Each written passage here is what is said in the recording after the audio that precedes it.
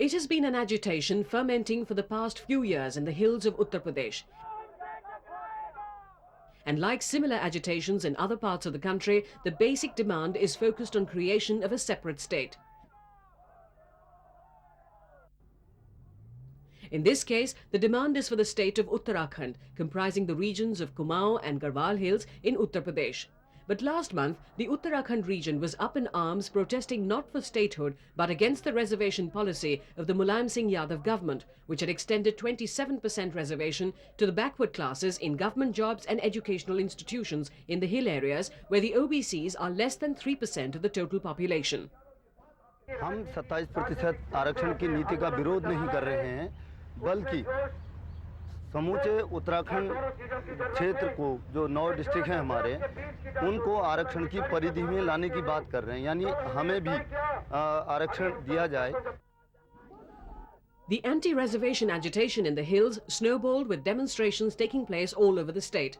But it was violence in Mussoorie where 7 anti-reservation activists were shot dead by the police and the subsequent call for a state-sponsored bandh on the 13th of September in UP, which led to the Uttar Pradesh Congress Committee under their newly appointed president Mr. Mulayam Tiwari to call for the withdrawal of support to the coalition minority government headed by Mulayam Singh Yadav.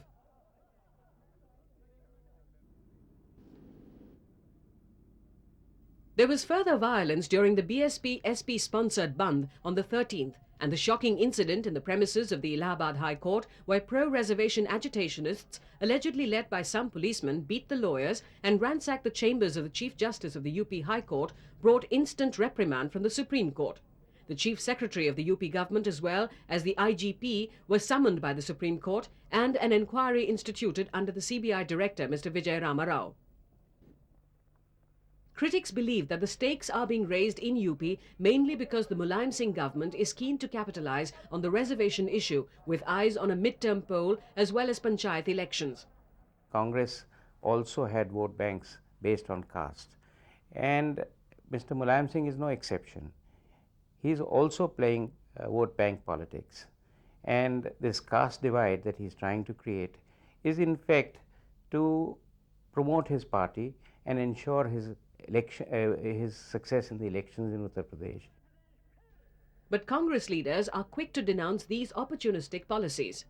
To gullible people, the fundamentalists of both types, fundamentalists of the communal type and fundamentalists of the casteist type, both have been diverting the focus of attention of the masses from developmental efforts to these issues, which do not actually contribute to the standard of living of the millions of poor people. For the Congress, the dilemma in UP is acute. Having been politically marginalized in the last 2 elections, they find themselves on a cleft stick. Mr. N.D. Tiwari was in Delhi in a bid to convince the High Command that the Congress should distance itself from the Mulayam Singh government. Observers, however, feel dismissing the Mulayam Singh government or even withdrawal of support will imply the Congress's anti-reservation, an image it can ill afford to project at a time when crucial states of Andhra Pradesh and Karnataka are going in for assembly polls at the end of the year. Our decision will be based on our assessment as to whether our decision will result in an impression being created that Congress is anti-reservation. That impression will not allow to take place. Moreover, there is acute awareness that any move to carve a separate state of Uttarakhand will mean giving in to similar demands in other parts of the country. Caught in the horns of a dilemma, the Congress High Command, although critical of the manner in which the UP state government has handled the situation, has resisted from taking any decisive action.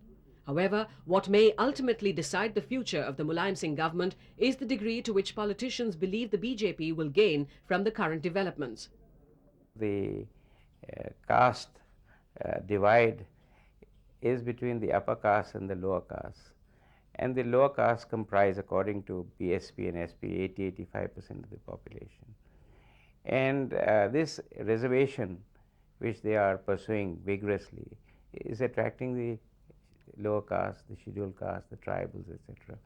And therefore they are really attracting 85% of the total population. And the most likely losers would be the BJP, who did rather well in '91.